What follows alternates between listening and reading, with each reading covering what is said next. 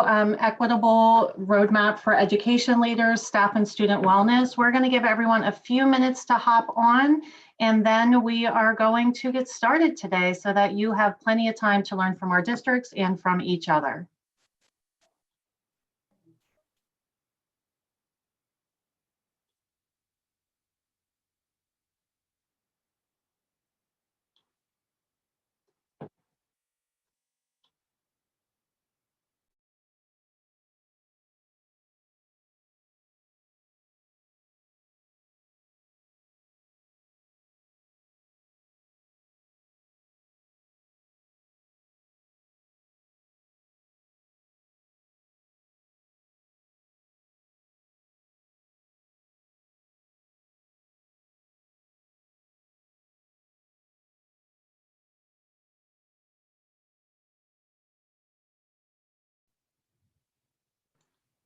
For everyone that's joining us today, we're giving it a few minutes for everyone to hop on. We will be starting in 2 minutes.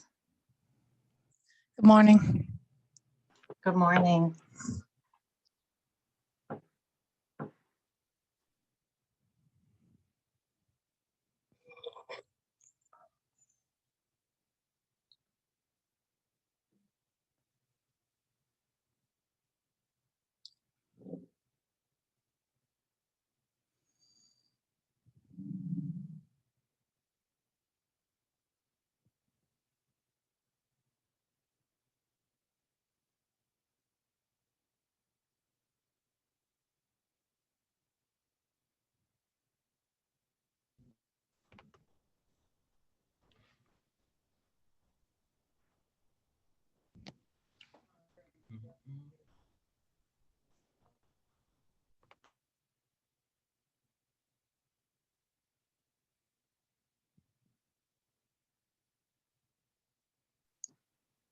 For everyone just hopping in, we are waiting for a few more people to enter our breakout or our room from the waiting room, and then we are going to get started.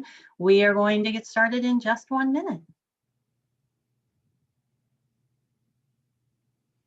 For those of you that are here, we have over 100 people. Thank you so much for joining us. If you want to start just introducing yourself in the chat, if you just want to put the district you're in and your role, we would appreciate that.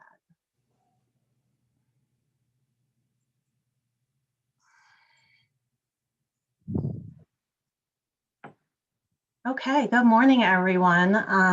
Welcome to Creating Equitable School Systems. We are going to be talking about a roadmap for educational leaders and our staff and student wellness. Can someone just verify that you are seeing my big screen with the PowerPoint on it? Okay, good, because for some reason, a green light is not appearing around that screen today. So I just want to make sure I am showing you the right screen. So just go ahead and introduce yourself in the chat. The way that we are going to do this today is we are going to hear from me for a few minutes, and then we're going to hear from some districts.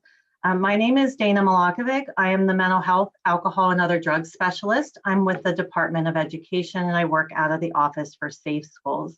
And I am really excited to be introducing this topic today and providing some additional resources for our school systems, as well as introducing and highlighting some school districts that have been engaged in this work. So our agenda today is the staff and student wellness checklist, going over the organizational checklist, having district examples, and then having breakout rooms. Our breakout rooms today will be focused on staff wellness, student wellness, and culture and climate. At the end of this, right before our breakout, we are going to give you some additional opportunities on ways that you can change into your breakout. But if you did not pre-register and you want to make this a little bit easier and quicker on our patent staff, please feel free to change your name or add to your name by clicking on the 3 dots in the upper right-hand corner and either adding staff, SW, or CC to your name, and we'll easily be able to identify what room you want to go into. Before we start, I just would like to note that we are really excited to have over 100 participants today, and that is very exciting. but that will add to a lot of feedback and background noise if we don't all make sure that we are muted. So I would ask that you please mute and just make sure that there is the little red microphone in the bottom with a line through it. I know every platform is different, but we want to make sure that we are muted. The first thing I want to talk about is the checklist for staff and student wellness. So this was originally developed as part of our roadmap for education leaders, and it is designed to target what areas you need to focus on, whether this is individually for staff wellness, for student wellness, for communications. And the checklist was designed to use with administrators. And with an administrative staff focus, you can determine where you begin with supporting staff and student mental wellness. We modified this and we placed it in a Google form for ease of usage in schools. So when you access the Google form, you can actually save a copy for your individual districts, which will then allow you to see it depending on who uses it in your district. So when you click on it, you'll go out to the individual Google and you will click copy of self-assessment, and you just want to save it and duplicate it for yourself so that you're able to then download it into your individual file. You can also do that here by saying make a copy. It will make a copy in your individual drive. So we do encourage you to do that so that when you're working on it, you are not sharing the data that you want to keep individually with the rest of the people that have access to this, because this is a public domain Google Drive that we have developed.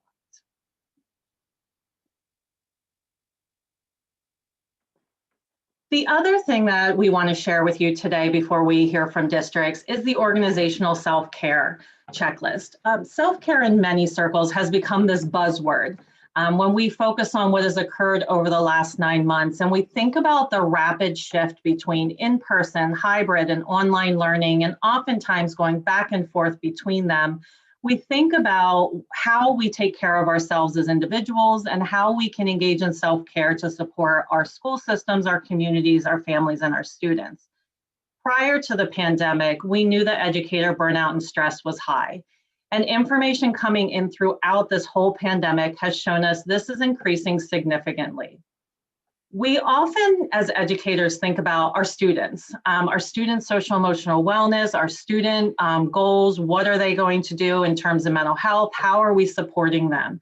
And what I want is for you to also think about yourself and your staff wellness. And so the organizational self-care checklist was developed by members of the Mental Health Technology and Transfer Center and Nebraska's Department of Education. They're currently running a learning collaborative that is completely focused on staff and organizational self-care. So when we look at the organizational self-care checklist, it really is thinking about training and education. It's thinking about how do we provide support and supervision to our staff? How do we engage in employee control and input? How do we think about communication from a system point of view? And then what does our work environment look like? And we wanted to provide this because while some of this is provided in our staff and student wellness guide, this takes it a little bit further and really expands that thinking of staff wellness to an organizational level. Because we know that if we're going to engage in organizational wellness, that affects our staff. And if we only focus on staff or we only focus on students and not the organization, then we're not going to make as many systematic changes. So we wanted to provide a way that you can hit all aspects and you really address it from a top-down and a bottom-up point of view. And one of the districts that has really been focusing on this is Shaler Area School District. So Shaler is part of our Collaborative Improvement and Innovation Network team. And this COIN team is a collaborative effort with the National Center for School Mental Health. When we originally set out to do the COIN, it was pre-pandemic. And then the pandemic happened and we really had to think about what our goals were across the state. And our Pennsylvania goals really focused on how do we reduce silos throughout districts, intermediate units, and state agencies so that we can serve our students, families, and schools. And so it really aligned well with the work that we're doing around staff and student wellness, and we've learned so much from our districts. So I'm going to introduce Kathy, who is going to pop on, and I'm going to forward her slides for her. Kathy is the Director of Student Services. And I just want to make sure that we can hear her. Hi, everyone. Sound good? Yes, you're perfect. Go ahead.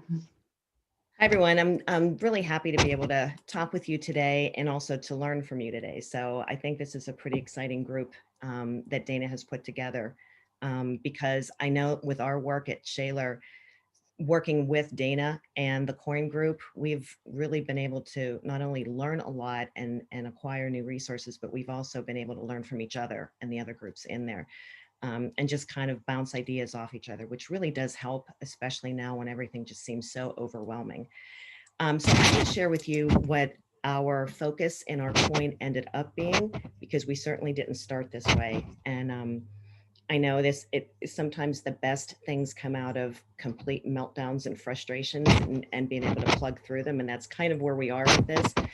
So when we were trying to find resources and screeners, and we wanted to implement everything at the same time, just because we felt like we had so many students in distress, we were getting more and more frustrated. We wanted to help everyone at the same time, and that wasn't happening. And so we were losing our focus. And in the midst of this kind of meltdown with our team, with Dana, she kind of took a step back and looked and said, well, I think it's maybe the focus should be on helping each other right now because we were all stressed. And so we decided to change our focus from just looking at screeners and ways that we can identify kids to how can we help our staff be well as we move forward, because if they're not well, they can't help students who aren't well. So we kind of shifted our focus to be more of trying to find ways that our staff can have brain breaks, mental releases, ways to calm themselves, ways to get physical activity to release those stressors, and then hopefully being able to take some of those exact tips that we're giving them and transfer them into the classroom to help with students. So some of the things that we started out with was we decided pretty early on that a lot of times when tips or suggestions are given to staff, they're better received by peers than they are from top down. So our nurses and I supervise all of student services. So nurses, psychologists, social workers, special ed. So we kind of were pulling our resources from all of those areas of our department. So what we decided to do is this social media rollout. And we named it #BeWellSASD. So with that first set of media blasts that were going out through emails and to our staff, and then on social media and Facebook and Twitter, we were giving mindful moments. We were giving opportunities for people to understand how your brain works and how you calm. So we have a virtual calming room that we use that's open to the public. So we have a Google Sites where it's housed. So we have that on our website, and teachers can go on it, students can go on it, parents can go on it. So it's open to anyone to access it, along with all of the other resources for community staff and students. So through those blasts, we kind of did that first initial hit that we're trying to help our staff find that bit of calmness where they can actually center themselves and then help more students. So then after that, we're starting with a daily kind of, we call it a brain boost, but it's just an idea of it's one little phrase or idea or tip on how students eventually we'll be able to utilize this, but first how adults can use it. So whether it's just close your eyes and for 1 minute, think of the things you're grateful for and then move on. And if you do that as a practice, in the blast that we sent out is if you do that for 30 seconds or a minute a day, think of everything you're grateful for. It starts to reshape your mind and you start thinking more about things you're grateful for rather than things that are being dumped on you or that you have no control over. So those are kind of the tips that we're sending daily that both help staff and eventually will help students if they transfer into the classroom. And then our school nurses came up with an idea because we were still trying to incorporate physical activity. So they came up with a campaign called Find the Light. And with that campaign, it's going on still for 9 weeks. And in each of those weeks, there are 3 different components to it. So staff are asked to somehow go outside. There's a small activity to do outside, whether it's, looking for something in nature, taking a walk in a park, whatever it is, that as long as you're outside and you take a selfie of yourself, you upload it onto our Google sites that we have that house them. And then we also have a list of businesses in the community that were hit very hard by the closings of the pandemic. So each week we focus on a local business and say, if you're going to order something out anyway, or grab a bite to eat, here's a suggestion. Try to pick one of the companies that we're adding on here so that we can help maybe boost them a little and increase their revenue. If you do that, take a picture of your receipt, upload that. And then the final thing is we tried to find out from our local food bank the items that they're most in need for. So we created a list of all of the items for each of the 9 weeks. And we just said to our staff, you're coming into work, if you have an extra roll of paper towels, whatever the focus of that week was, you bring it in, throw it in the donation box, you get an extra ticket for that too. So it wasn't initially meant to be a contest, nor is it still meant to be a contest. It was just meant to be kind of something to keep reminding you by getting your tickets. So for any of those things that they do get a point. And at the end of the 9 weeks, then we are picking for a grand prize. One of the nurses has a place in Hidden Valley and donated it for the weekend. So that's the grand prize for anyone that wants to take advantage of it. Others have been saying that they really don't even care about that. They just want to be able to help our local businesses, help the food bank, and really just it pushes them as a reminder to get outside and do something. So trying to take that whole part of it and pull it together just as more ways that we can remember that empathy is a part of being calm. And then the final thing is that we partnered right now with our SAP provider. So we decided to do a virtual community event. And in that community event, we're going to be talking about how to manage stress, especially during stressful times. And that community event's going to be live on YouTube next Wednesday. And staff and the public are invited to join in on it. And we're partnering with them because oftentimes they can share their resources and they're more approachable. If people are feeling that overwhelming shame or embarrassment that they can't get their child to school or whatever struggles they're having, we felt oftentimes hearing the message in different ways might be important. So our staff provider willingly is helping us do that. And then again, we're posting it out. So if you can't see it live, you can view it on our website. We're sending it out to all of our staff. Staff can send it out to their families as well. So those are just some of the things we've been trying to move our focus along about being well. And the more well you are, the more well your students eventually can end up being and benefiting from that calm. Thank you, Kathy. And then I want to introduce Dr. Jessica Aquilina from Forest City Regional School District and let her introduce her team. Okay. Well, good afternoon, everyone. I'm just going to share a little bit of insight into the work that we've been doing. We're also a part of the COIN group with the National Center of School Mental Health and PDE. We serve close to 800 students in a PK to 12 rural setting in northeastern Pennsylvania. And we embarked on this desire to create an interconnected system framework to support our students in removing barriers that existed to engaging in their education. What I found when I became the superintendent in this district is that the rural nature of the district and the geographic location being spread across 3 different counties really presented some significant barriers to our students and their families in accessing mental health services. So we started this process of beginning an interconnected system that integrates school-based mental health services and positive behavioral interventions and supports. And the ISF really aligns perfectly with the PDE Equity Initiative, as the core features of the ISF really include a focus on family and youth engagement and identification and removal of barriers to access and engagement in education.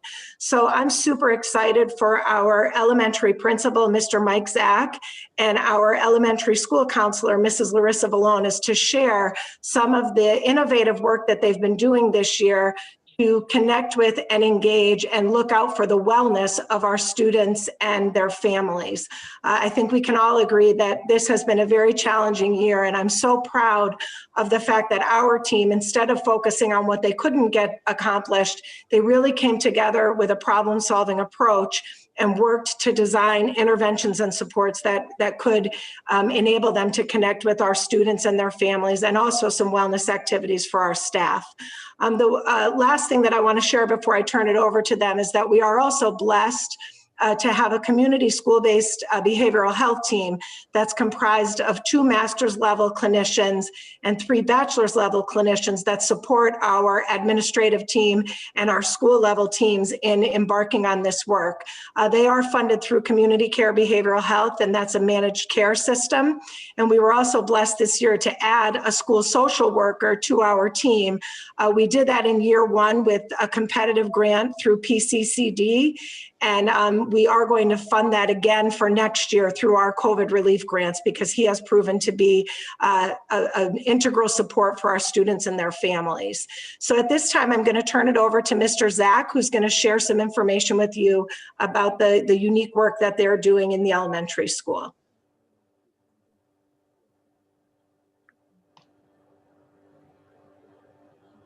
Hey everybody, as Dr. Aquilina shared, I'm just going to start out by sharing a little bit about our district, who we are, where we are, what we encompass, and then talk a little bit about our building level story in terms of Forest City Regional Elementary School.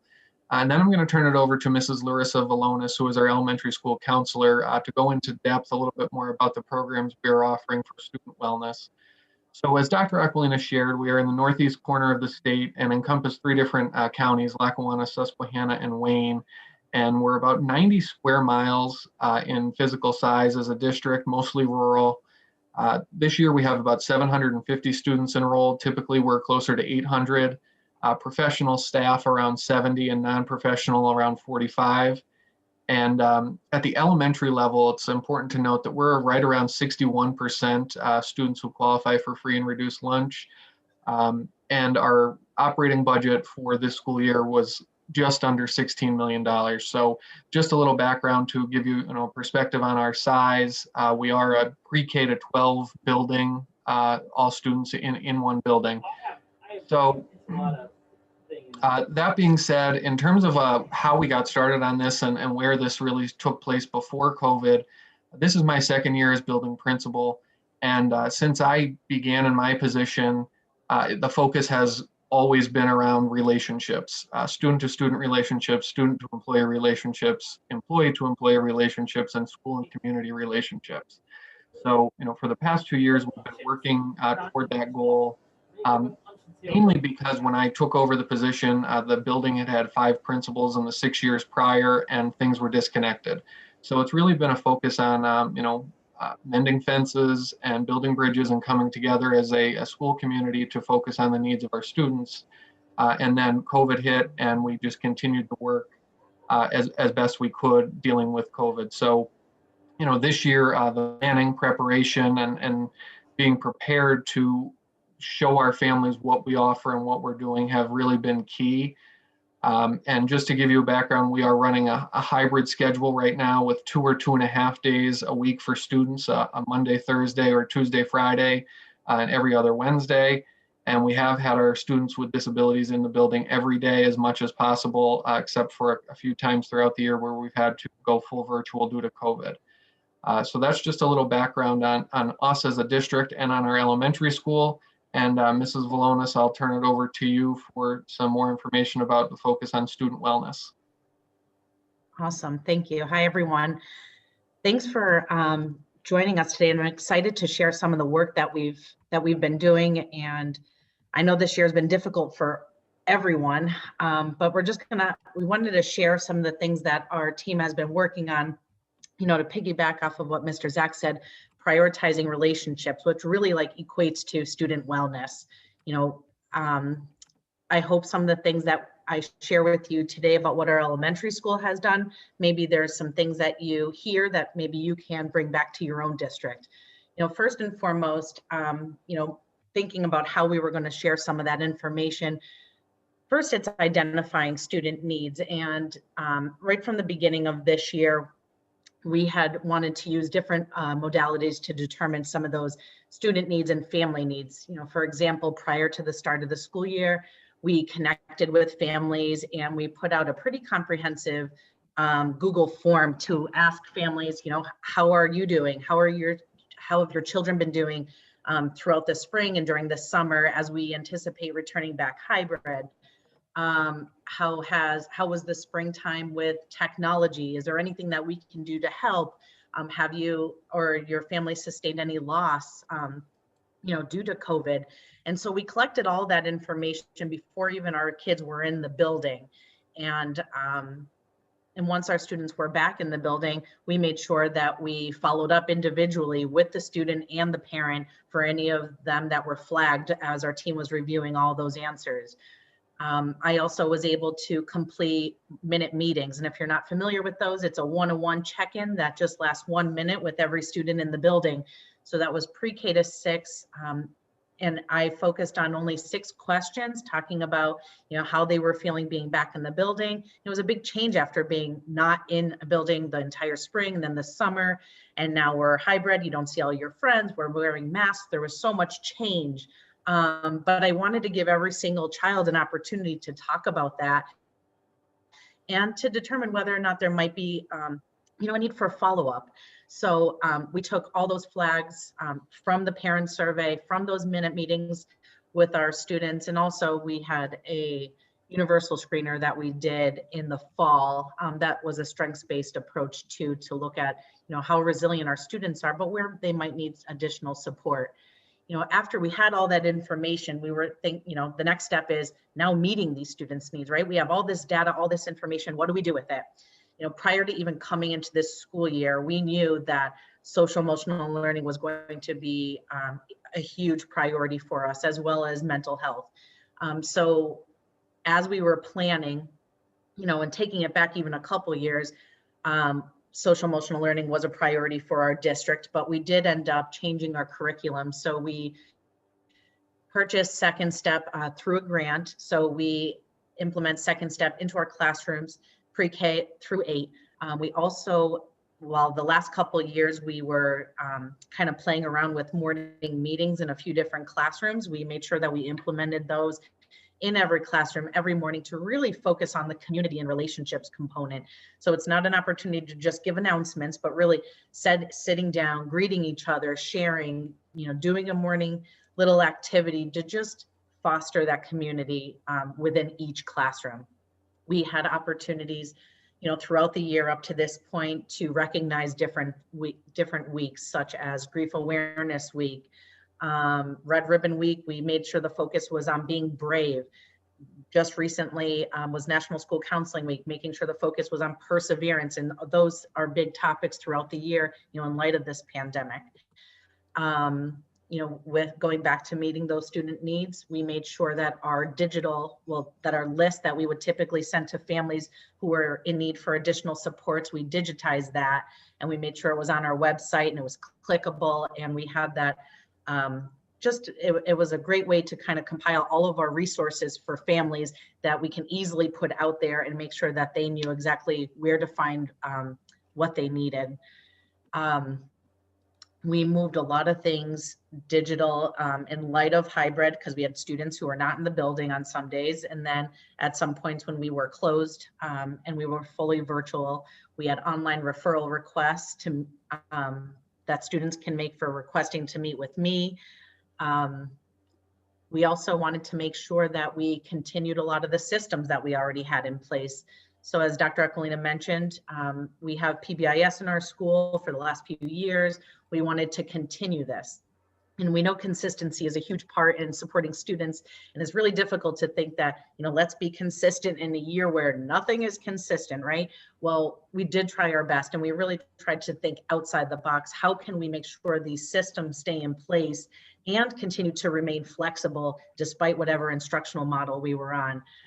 So for example, part of our PBIS program, and some of you probably have PBIS as well, we recognize different foresters of the month. Well, throughout the months that we were virtual, We actually, Mr. Zach and I went on the road and we traveled to students' houses and we videotaped it, and I made it into a little YouTube video that we showed to students in our school board, and we put out to the community. The students loved it. They loved the connection. They loved seeing people come to their house and bring a little goodie bag for them.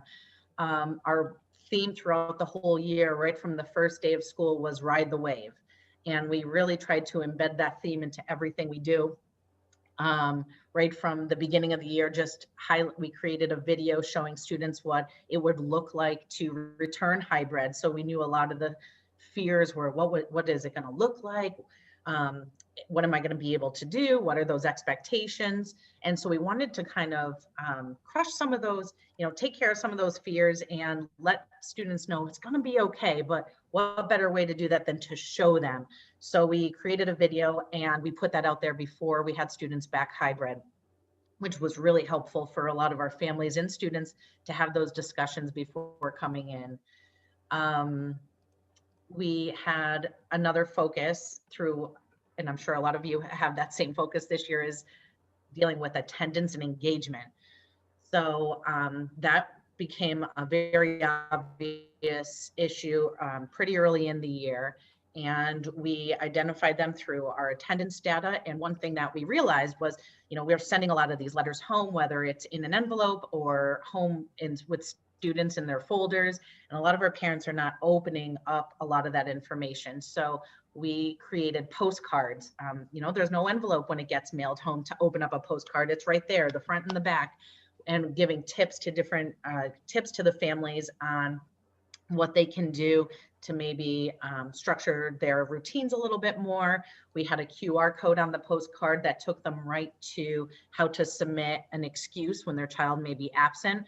We found out that a lot of our parents, were calling, but they didn't realize that's only counted as an excuse if there was written, whether on a piece of paper or through email. So we made sure that we clarified some of those directions, and those postcards went to only students that we identified as being more at risk.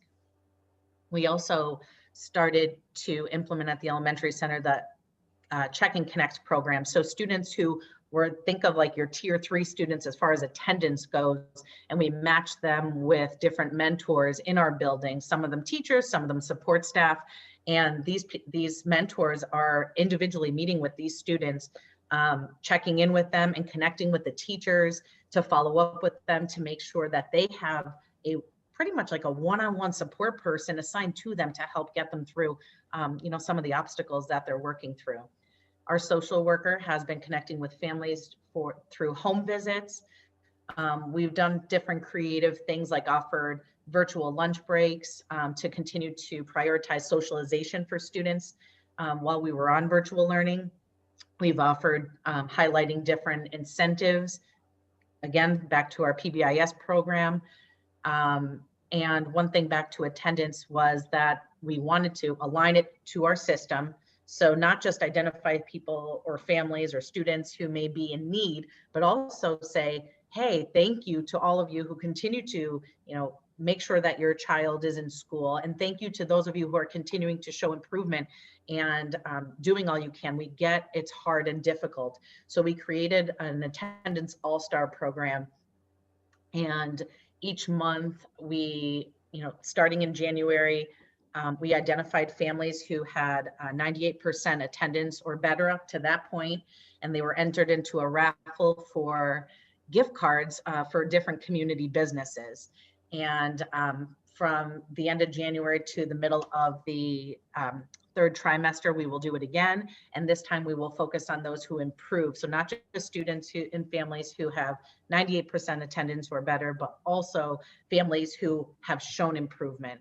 So we not only give that gift card to a student, but we have a family too. So we are incentivizing students and families to continue to engage and attend school regularly. But we continue to do a lot more with attendance, which I'll let Mr. Zach continue to talk about. Thanks, Mrs. Valonis.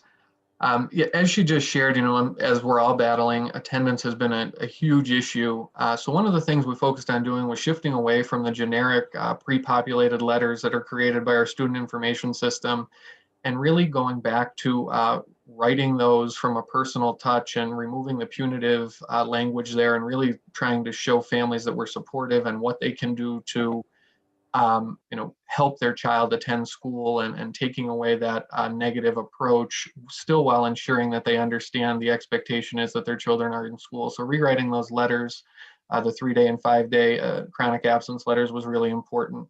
And then also, when it does get to that chronically absent stage, we do have our school social worker involved in every school attendance improvement conference that we have at the elementary level. And once students reach that level, he is working directly with those families to figure out barriers and work together to resolve them.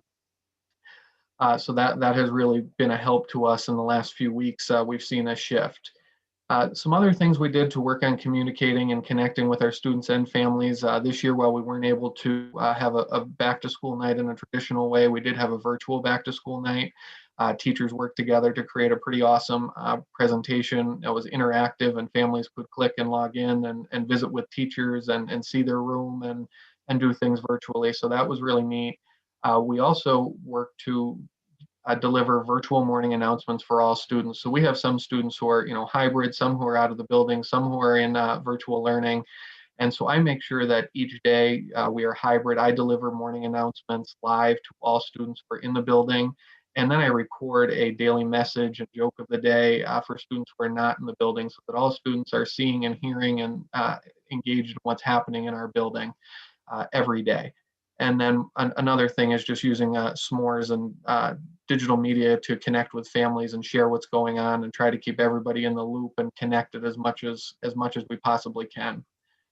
And then to wrap up, just going back to that building strong relationships within our school and within our community.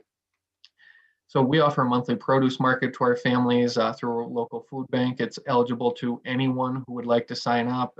Fresh produce, meats, cheeses, things come, and the families come and pick it up. Also aligned with the meals, since last March, we have offered breakfast and lunch every week and throughout the summer, totaling about 150,000 meals to date. Simply because our families need it and they appreciate it, and that connection and seeing those families and those students throughout the summer picking up those meals was really meaningful to us. We also have a pretty good connection with the Penn State Extension Office, and offering the Prosper program, and also a family nutrition program where nutritionists will meet with families. They have to qualify under low income status, and teach them how to make the most of what they have in their pantries, how to feed their children effectively, and make sure they're receiving the nutrition they need. And then, just working closely, we are lucky to be in a close-knit community. Local businesses super supportive of everything we do, from PBIS to, students in need, families in need. So they're super supportive of what we do, and connecting with them and highlighting them in our newsletters and our communications with families has really been huge for us. So, those are just some of the things that we've tried to do over the last year in order to connect with our students and deal with mental health along with their families. And, if anyone has any questions about any of the things that we talked about this morning or this afternoon, please don't hesitate to reach out to one of us. We'd be happy to share resources and work with you with anything we can offer. Other than that's all we have. Thank you very much. Thank you so much to Shaler and Forest City Regional. I know there are amazing things happening across the state, and one of the reasons we really wanted to have you hear from these two teams is their focus on relationships. And we do really believe that in order to heal and move forward with our staff student wellness and improve our climate and cultures of schools, we really do have to be involved in thinking about how to create equitable systems that are really rooted in relationships. So we really appreciate both of you. We are going to join breakout rooms. So when we think about breakout rooms, again, we have the student wellness, we have staff wellness, and we have the climate and the culture.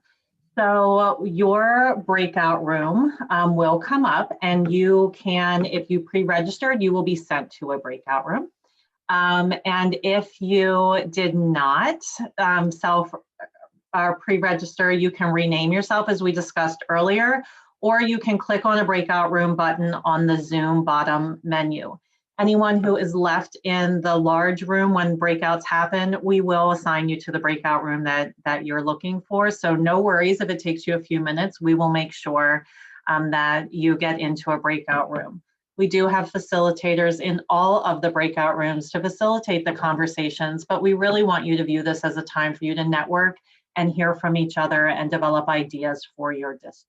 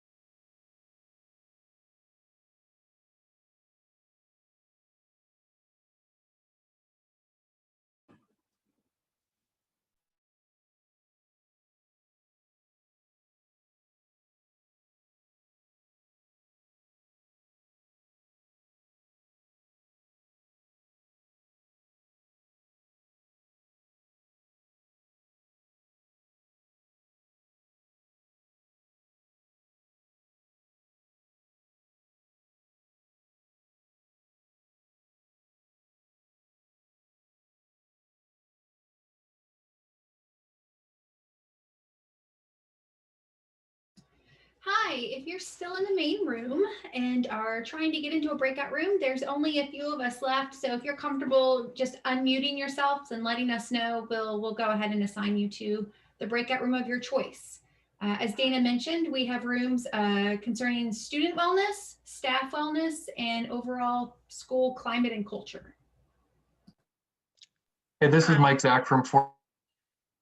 Oh, go ahead.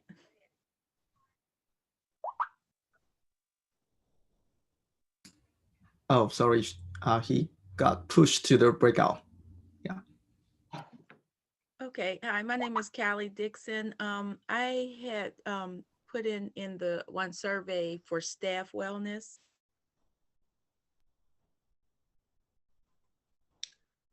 Jennifer Mitchell, Staff Wellness. I put student wellness, Brian C.